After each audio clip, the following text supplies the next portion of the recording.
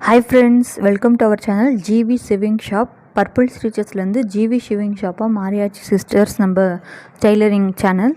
இப்போ இந்த சேனலில் நான் உங்கள்கிட்ட என்ன ஷேர் பண்ணிக்க போகிறேன்னா, நான் வந்து 1 இயராக வீடியோவே பண்ணலை. அது எதுக்காகவும் அப்படின்றதுக்காகவும் நான் நடுவில் பார்த்திங்கன்னா டெய்லரிங்கை விட்டுட்டு வேறு ஒர்க் போயிட்டேன். ஸோ அது எதனால் நம்ம போயிட்டு மறுபடியும் எதுக்கு டெய்லரிங்கே வந்திருக்கேன் அப்படின்ற என்னுடைய எக்ஸ்பீரியன்ஸ் தான் உங்கள்கிட்ட ஷேர் பண்ணிக்க போகிறேன். இப்போ பார்த்திங்கன்னா டெய்லரிங் பண்ணலாமா வேண்டாமா, இந்த வேலையை செய்கிறத விட நம்ம எங்கன்னா வெளியே வேலைக்கு போயிடலாம், ஈஸியாக காலைல போயிட்டு நைட்டு வந்தோமா 1 மந்த்து போனோமா சேலரி வாங்கினோமா அப்படின்னு ஃப்ரீயாக இருக்கலாம் அப்படின்னு நினச்சி இருக்கிறவங்க டெய்லரிங் பண்ணலாமா இல்லை நிறுத்திடலாமா அப்படின்னு 2 தாட்டோடு திங்க் பண்ணிகிட்டு இருக்கவங்களுக்கு நான் சொல்கிறேன் இந்த வீடியோ. இதில் நான் சொல்கிற என்னுடைய எக்ஸ்பீரியன்ஸை இன்னொரு வாட்டி நீங்கள் திங்க் பண்ணி பார்த்துட்டு நீங்கள் முடிவெடுங்க. ஏன்னா நான் வந்து இப்போ இது ஏன் சொல்கிறேன்னா, நானுமே பார்த்திங்கன்னா இந்த டெய்லரிங் ஏன் தான் நம்ம கற்றுக்கிட்டோமோ, நம்ம இதை விட எங்கன்னா வெளியே வேலைக்கு போனால் கூட எல்லாருமே ஜாலியாக வெளியே போகிறாங்க வர்றாங்க, வீடுனா வீட்டோடு இருந்துடுறாங்க, வெளியேனா வெளியே போகிறாங்க, லீவ் போட்டாலும் ஜாலியாக ரெஸ்ட் எடுக்கிறாங்க அப்படின்ற மாதிரிலாம் அவங்களெல்லாம் பார்த்து ஏங்கி தான் நானுமே வெளியே வேலைக்கு போகணும் அப்படின்னு ஆசைப்பட்டு இந்த டெய்லரிங்கை நிறுத்திட்டு நான் வெளியே வேலைக்கு போனேன். பார்த்திங்கன்னா நான் வந்து கொஞ்சம் நம்மளுக்கு கமிட்மெண்ட்டுமே கொஞ்சம் ஜாஸ்தி ஆகிட்டதால் பசங்க பெருசாகவும் சரி நம்ம வந்து வீட்டிலேருந்து நம்மளால் இதுலேருந்து நம்ம பண்ணணும்னு நினச்சாலுமே பண்ணலாம். பட் நம்மளுக்கு ஒரே வேலை நம்ம தொடர்ந்து செய்யும்போது அதில் இருக்கிற சலிப்பு நம்மளுக்கு என்ன ஆகுதுன்னா, ஒரு சுறுசுறுப்பு இல்லாமல் டெய்லி கரெக்டாக டைம் பிரகாரம் உட்காந்து வேலை செஞ்சோம்னா நமக்கு வெளியே வேலை செய்யறதை விட நம்மளுக்கு டெய்லரிங்கே நல்ல சேலரி வரும்.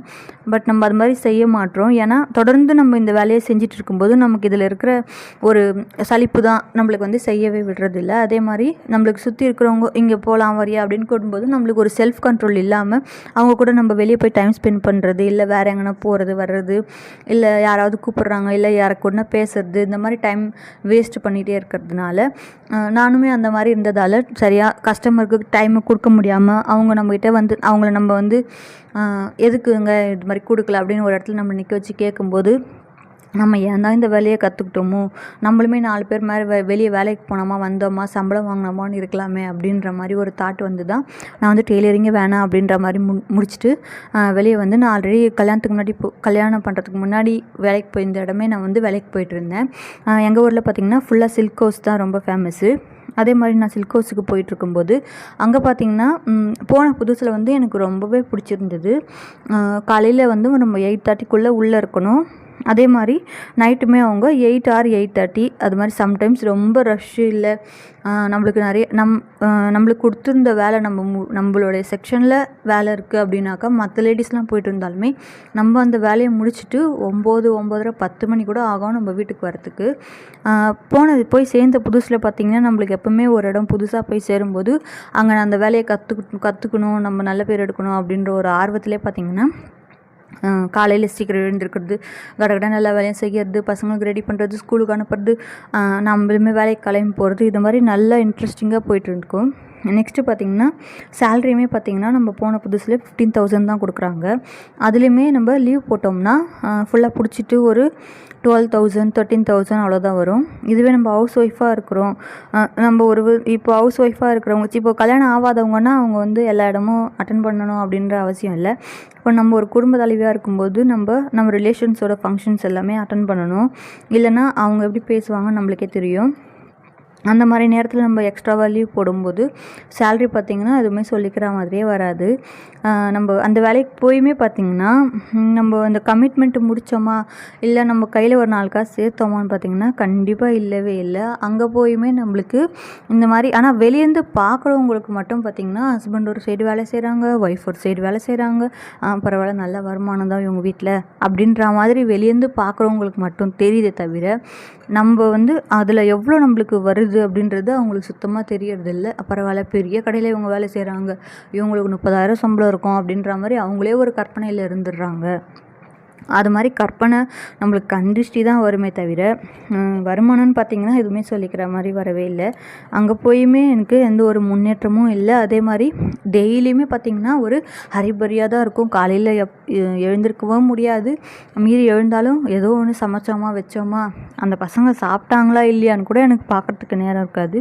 ஏதோ டிஃபன் கூடமே செஞ்சு வச்சுட்டு போயிட்டோம்னா கூட அதோட நைட் வந்து பார்த்தோம்னா தான் அது பசங்க ஒழுங்காகவே சாப்பிட்ருக்க மாட்டாங்க.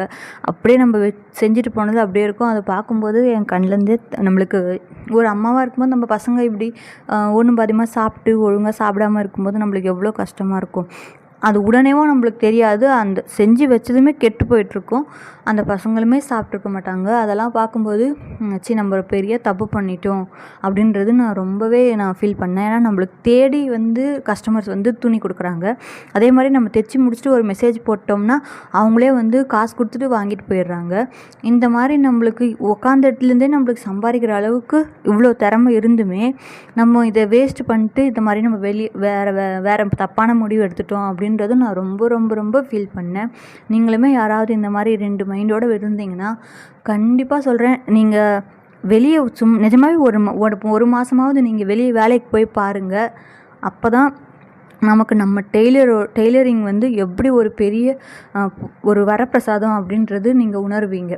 நான் இது எப்படி சொல்கிறேன்னா, நானுமே வெளியே போயிட்டு வேலைக்கு போன பிறகு தான் நான் ஏன் தான் இந்த வேலையை விட்டேனோ அப்படின்ற அளவுக்கு நான் ரொம்பவே ஃபீல் பண்ணேன். நான் உங்களுக்கு இதை பற்றி இன்னும் நிறைய டீட்டெயிலாக உங்களுக்கு சொல்ல வேண்டியது இருக்குது. இது ஃபஸ்ட்டு நான் 1 இயர் கழித்து ஒரு வீடியோ உங்களுக்கு சும்மா ஒரு டீட்டெயில் கொடுக்கணும் அப்படின்றதுக்காக நான் இந்த வீடியோ கொடுக்குறேன். நெக்ஸ்ட்டு நான் உங்களுக்கு இதே மாதிரி நிறைய வீடியோஸ் கொடுக்குறேன், டெய்லரிங் சம்மந்தப்பட்ட வீடியோ. இப்போது நம்மளுக்கு வீட்டிலேருந்து வேலை செய்கிறவங்களுக்கு, முக்கியமாக கடை இருக்கிறவங்க கூட ஓரளவு செஞ்சுருவாங்க. வேலைக்கு போகிற மாதிரியே அவங்க எழுந்து போயிடுவாங்க. நம்ம வீட்டிலேருந்தே மறுபடியும் இந்த வேலை செய்கிறவங்களுக்கு முக்கியமாக நம்மளுக்கு தேவையானது என்னென்னா மோட்டிவேஷன் தான் ரொம்ப ரொம்ப முக்கியம். முதல்ல பார்த்திங்கன்னா நம்மளே மோட்டிவேட் பண்ணிக்கணும். செல்ஃப் மோட்டிவேட் பண்ணி நீங்கள் வெளியே வேலைக்கு போகணும் அப்படின்ற மைண்ட் வச்சுருந்தீங்கன்னா கண்டிப்பாக அதை நிறுத்திடுங்க. நான் மறுபடியும் பார்த்திங்கன்னா ஒரு ஃபேமிலி ஃபங்க்ஷனுக்காக, அப்புறம் நாங்கள் குடும்பத்தோடு திருப்பதி போகிறதுக்காக பார்த்திங்கன்னா ஒரு 4-5 டேஸ் தொடர்ந்து லீவ் போட்டேன். அந்த லீவ் போட்டு அங்கே போனோம்னாலே 3 டேஸ் மேலே லீவ் போட்டோம்னாலே அவங்க டைரெக்டாக உள்ளவே விட மாட்டாங்க. வெளியவே மேனேஜர்கிட்ட நின்று அவர்கிட்ட பதில் சொல்லிட்டு தான் 1 மணி நேரம் ஆனால் கூட நம்ம நின்று பதில் சொல்லிட்டு அவர் உள்ளே போக சொன்னால் தான் நம்ம உள்ளே போக முடியும்.